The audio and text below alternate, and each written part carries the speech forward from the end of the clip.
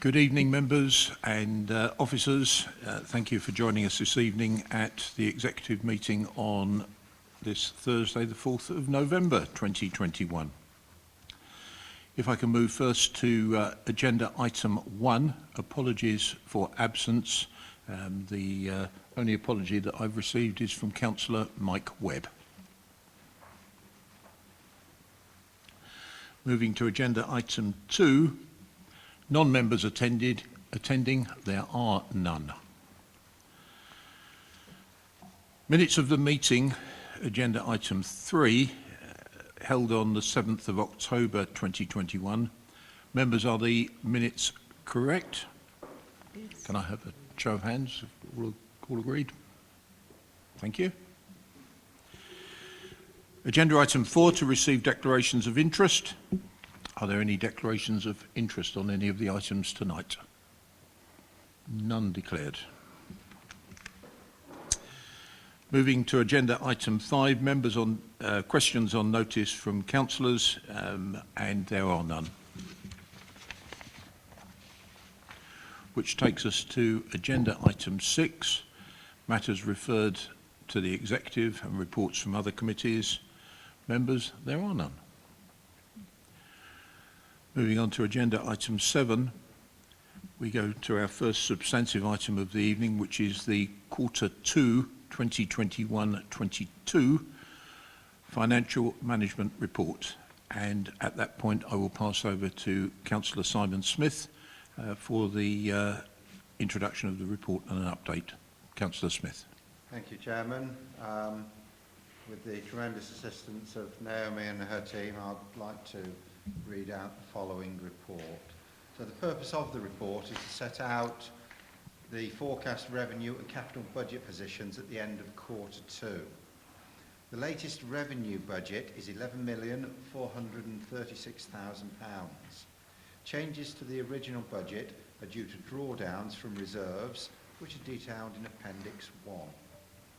The forecast outrun at Quarter 1 is £11,169,000, which gives a projected underspend of £268,000. After applying the council's COVID-19 general grant allocation, but before additional funding from the government's income compensation scheme.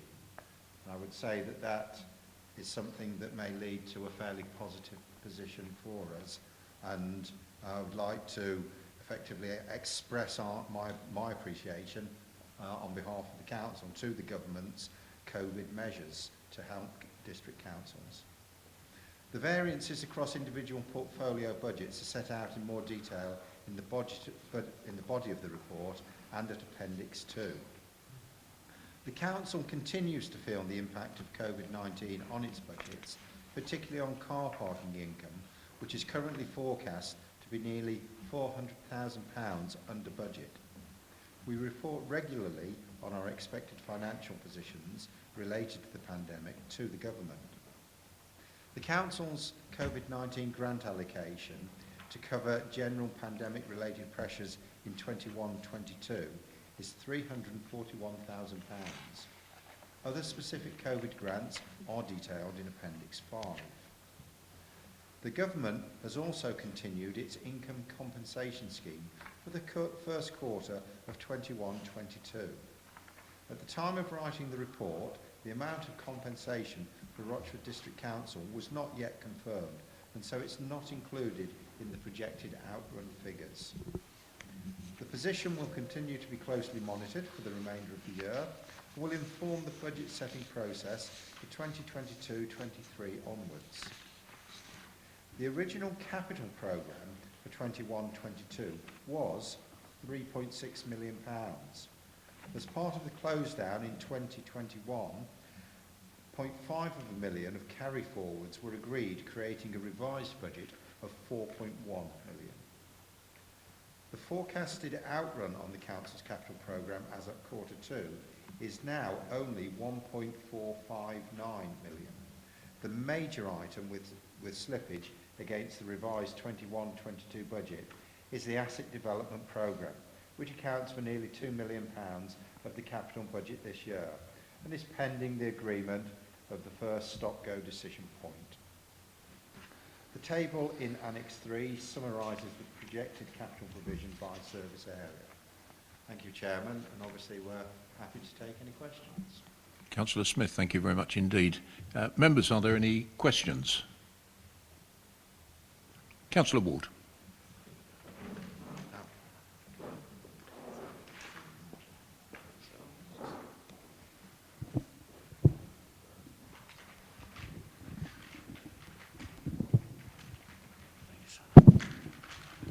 Yes, actually through you, Chairman, on this one. It goes to page 7.19 on the document. I noticed that within the direction, the planning directive, that we have done very well, but just wanted to know why we haven't done so well on planning fee income. I know it's not necessarily on your part, but it's quite disappointing to see that we've had no, as far as the pre-apps are concerned, that has dropped down. Is there any reason why that would be? Because I'm sure that people will look at this and I felt I needed to ask that question as to, is there a reason why the pre-apps have dropped even though other things have gone on so well? Councillor Ward, thank you very much indeed for your question. I don't know whether that's a answer that the Assistant Director, Marcus Houghton, is able to give now or come back to you later. I'm getting a nod, so over to you, Marcus. It's cyclical in nature, so at times you have good years and bad years. I mean, it's just the nature of the beast in that sense. So it really depends on the type of applications that are coming through. There are some of the smaller pre-applications that we are not processing at this time, but in terms of income, the significant income is usually from large-scale pre-applications. So it's as we're coming towards the end of our local plan, if you wish, then those allocations are dwindling down. So as a new local plan starts, you have a new set of allocations, and what you see is a whole new wave of pre-applications coming in. So it's not too surprising. Thank you. Thank you, Councillor Ward, and thank you, Mr Houghton, for your response. Members, are there any other questions? I'm not seeing any other indications, so I will...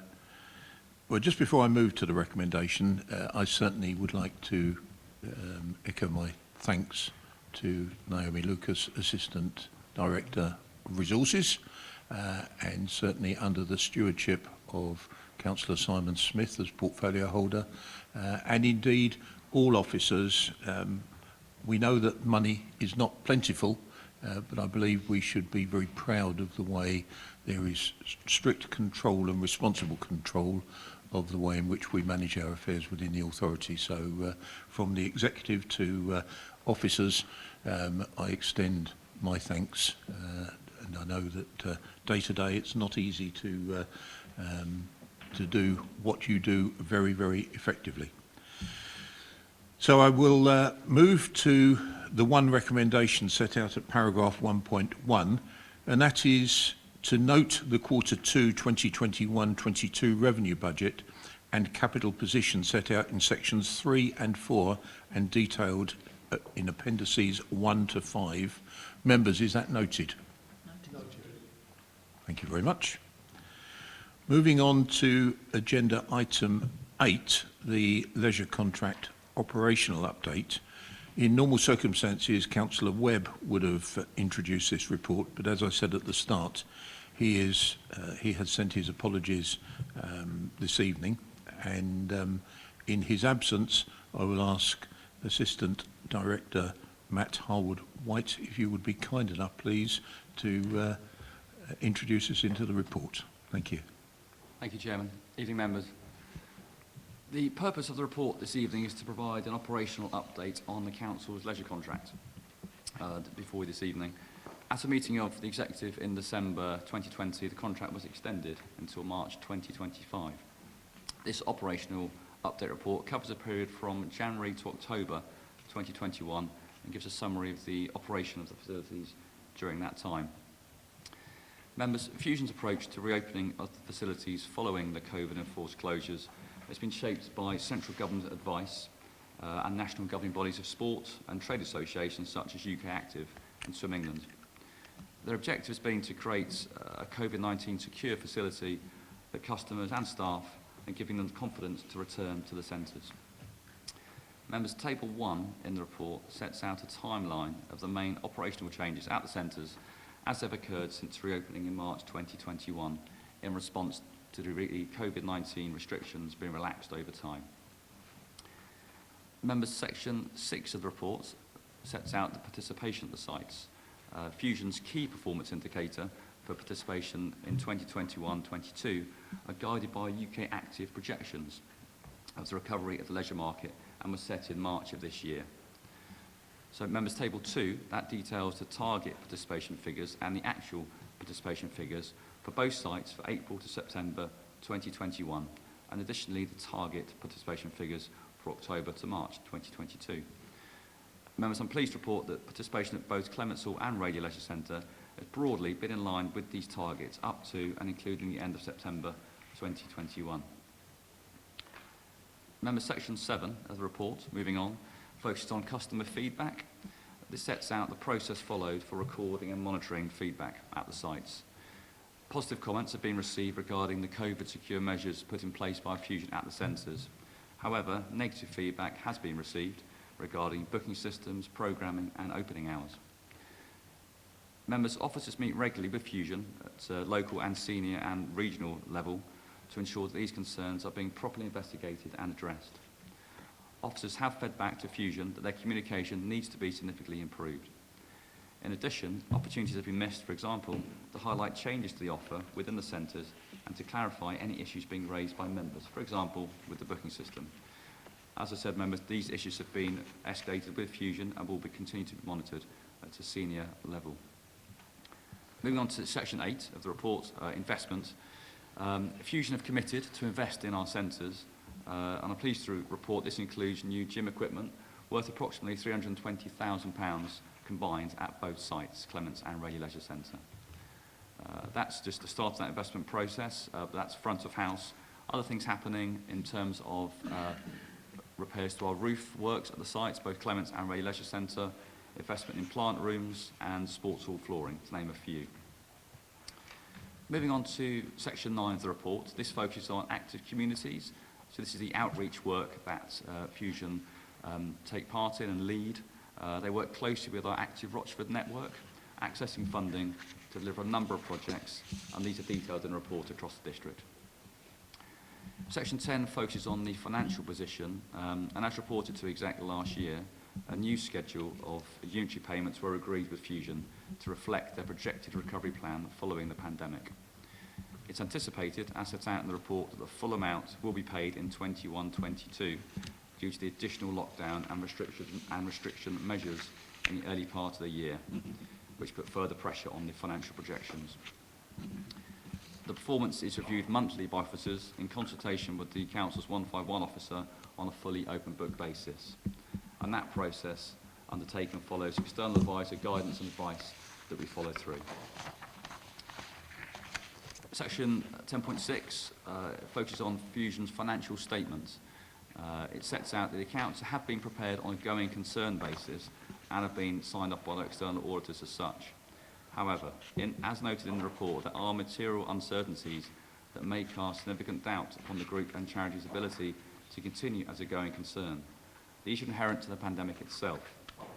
However, Fusion detail a number of mitigations which have been put in place to minimise this risk. These include a significant restructuring of the company and securing £30 million worth of government-backed loans, the C-bills loans as they're known, specifically for the purpose of supporting its recovery from the pandemic. Fusion themselves state that these measures support financial projections in which the business is cash generative and able to return to an accounting surplus within the year. In closing, Chairman, the report sets out a draft timeline in terms of the tasks necessary looking forward to explore options and opportunities for leisure service provision at the end of this contract. Given it's only just been extended, we still need to think ahead and look forward to next steps, work in consultation with the portfolio holder and the leader. An initial report to set out draft priorities, objectives and timeline to explore these options will be brought to the Executive in the summer of next year. Chairman, that concludes my initial presentation. Happy to take any questions. Thank you. Thank you, Mr. Harwood-White. Members, any questions on that very comprehensive report? I'm not seeing any indications. I would just like to say I've taken a keen interest, as Mr. Harwood-White knows, in holding Fusion to account for the leisure provision in our district. On a number of occasions I've met their chief executive along with other senior officers. And I don't underestimate for one moment the difficulty there has been through the virus period of maintaining leisure provision when we were locked down, taken out of lockdown and then reintroduced into lockdown, and the operational difficulties that presents in terms of managing staff and managing the facilities there. In terms of negotiation, I think you, along with your other officers, did us proud in terms of negotiating the arrangements. The providers of this sort of service are obviously in a position coming out of COVID, not all clamouring for the business. So to have been able to sustain a contract for a further 3 years and keep business running at our 2 prime leisure centres, I think is a credit to you and your team, and indeed to the providers. That doesn't mean to say that everything runs smoothly, and Mr. Harwood-White will know that I'm regularly on the phone to him talking about some of the frontline issues, which I frankly still have concerns with, and we will continue to work in the interests of our residents to get the best possible arrangements in place.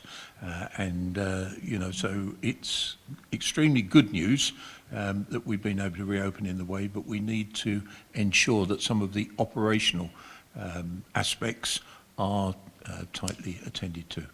So I do thank you. I'm proud of the investment, real investment that is going in.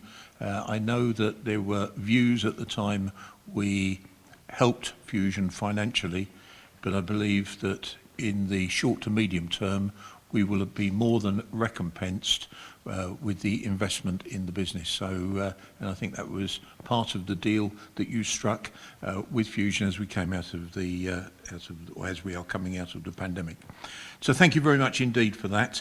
With that, unless there's any further comments or questions, I will go to the recommendation set out at paragraph 1.1, and that is to note the operational update on the Council's leisure contract with Fusion Lifestyle.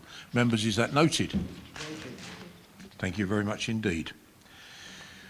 We move then to agenda item 9, contract monitoring. And Angela Law, Assistant Director, Legal and Democratic, will introduce the report. Please, Angela. Thank you, Chairman.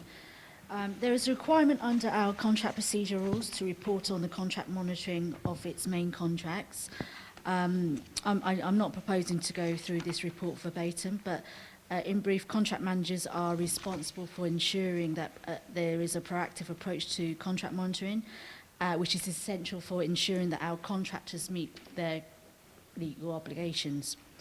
An outline of the processes and outcomes for April 2020 to March 2021 is set out in Appendix A of the ICT Street Cleansing Services, Waste Management, Leisure Management, Grounds Maintenance, Materials Recycling Facility, for the Procurement System, Revenues and Benefits System, and Temporary Accommodation.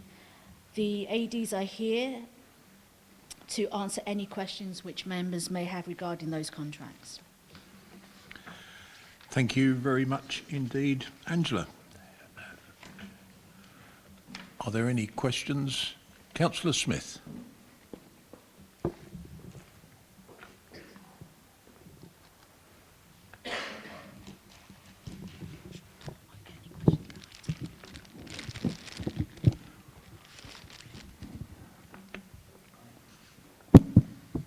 Chairman. Obviously, the report is sort of generally under the finance portfolio. Just to add further to what our officers described to us, I wouldn't like anyone who was listening to this recording at a later stage to think that this report is to some extent of our contract monitoring. I'd just refer members back to item 8, which is where we had the detail and depth of how these contracts are managed on a day-to-day basis by highly skilled teams of officers working behind the scenes, making sure that all these things are right. So what we have here in front of us is just a high-level strategic overview, but it is far, far from the sum total of how the council administers its contracts, which is exceptionally thorough, but behind the scenes. Thank you. Thank you, Councillor Smith. Are there any other statements or questions that anyone wishes to add? No, in that case, I will go to the recommendation set out at paragraph 1.1. To note the operational update on the Council's leisure contract with Fusion Lifestyle. Members, is that noted? Noted. Thank you.